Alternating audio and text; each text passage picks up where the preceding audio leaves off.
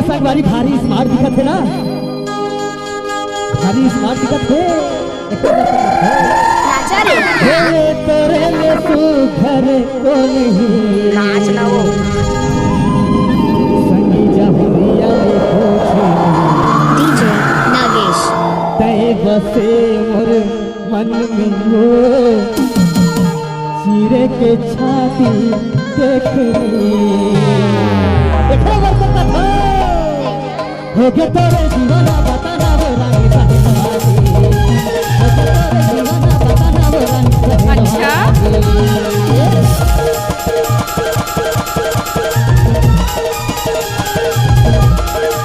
DJ Nagesh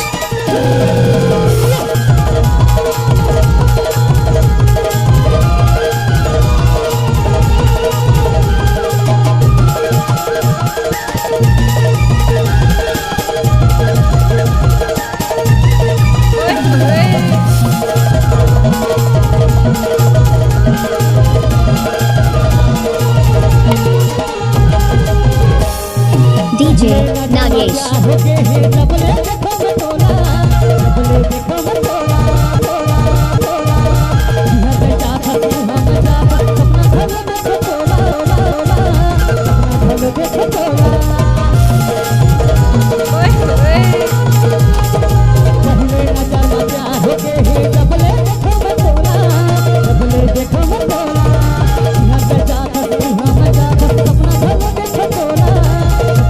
DJ Nagesh